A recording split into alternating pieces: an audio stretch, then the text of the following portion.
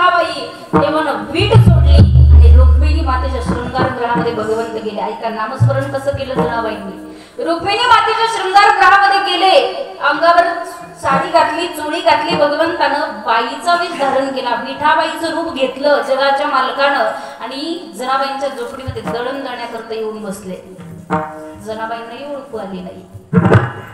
जगाचे मालक दळण दळण्याकरता येऊन बसले, पण ज्यावेळी भगवंत तिथून निघाले तेव्हा त्यांचे काही अलंकार तिथं विसरले. काही गायीनं वारकरी ओरडायला लागले म्हणून जगाच्या मालकानं जनाबाईंची फाटकी कोदडी अंगावर टाकली आणि भगवंत विटेवरती जाऊन उभे राहिले. दुसऱ्या दिवशी बोंबाबोंब झाली. देवाचे अलंकार चोरीला गेले, देवाचे अलंकार चोरीला गेले. पाटलाला कळवलं, अख्ख्या गावभर अलंकार शोधले पण अलंकार सापडले नाही. लक्षात आलं देव जनाबाईंच्या झोपडीमध्ये जातात. ही वाकड कोणाची म्हणे, गोधडी कोणाची, ज्याची गोधडी असेल त्याच्या घरी देवाचे अलंकार. शोधाशोध चालू झाला. मग लक्षात आलं ही गोधडी जनाबाईंची. गेले जनाबाईंच्या झोपडीमध्ये आणि जनाबाईंच्या झोपडीत अलंकार सापडले, देवाचे अलंकार. जनाबाईंनी सांगावं मी देवाचे अलंकार चोरले नाहीये. भगवंतानं देव इथं विसरून गेले, मी चोरले नाही, मी चोरी नाही केली. पण गावच्या पाटलांना सांगितलं या जनाबाईला सुळावर चढवा. जनाबाईंना सुळावर चढवायचं. अगोदर विचारलं तुम्हाला तुमची काय इच्छा आहे. जनाबाई म्हटले मला फक्त एकदा त्या विठुरायाला भेटायचंय. संत जनाबाई भगवंताच्या समोर गेल्या आणि समोर जाऊन देवाला शिव्या द्यायला लागल्या. अरे विठा विठा मूळ मायेच्या कारट्या, तुझी रांड रडकी झाली, जन्म सावित्री चुडाल्याली. हे आपण म्हणायचं नाही, हे फक्त जनाबाईंनीच म्हणावं. त्यांचा अधिकार तेवढा होता. जनाबाई देवासोबत भांडायला लागल्या. देवा मला माहिती आहे मी एका युगापासून तुला ओळखत नाहीये, आतापासून मी तुला ओळखत नाही. चौयुगाचा भक्त नामा कीर्तनी नामा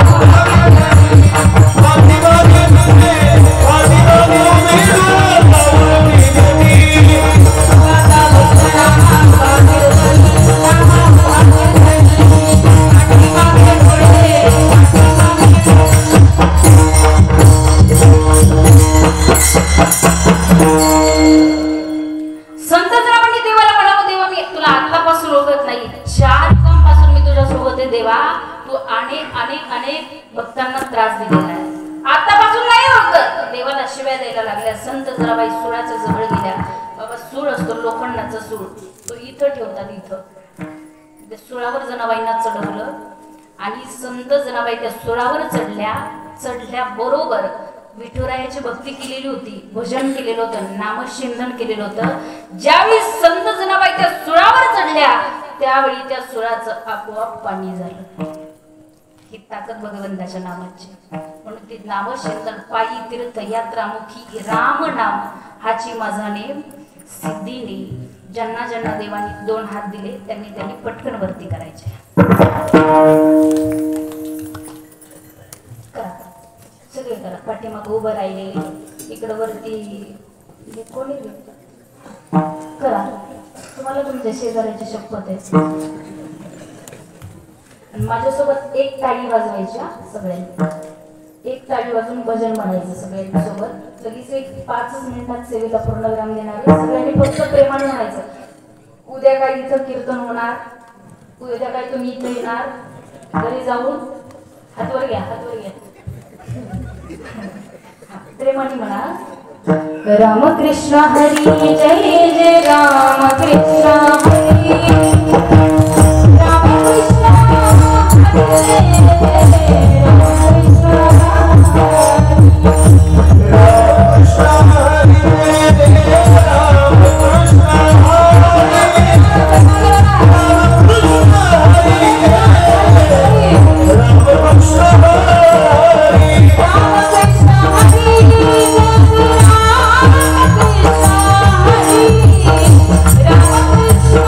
Hare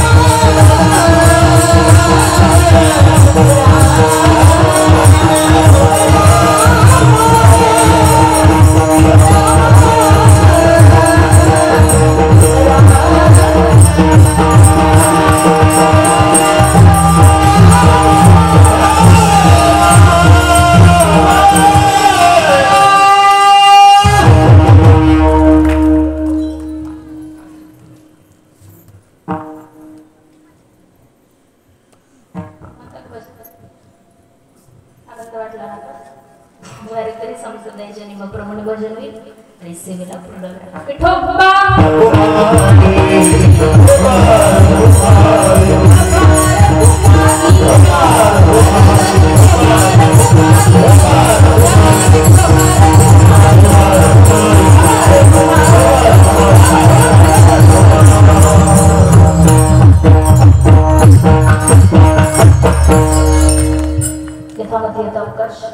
अभंगाचा वावरत तुमच्यासमोर मांडण्याचा प्रयत्न केला. जेवढं काही बरोबर आलं तेवढं घरी घेऊन जा. जेवढं काही चुकलं माझं मला परत द्या.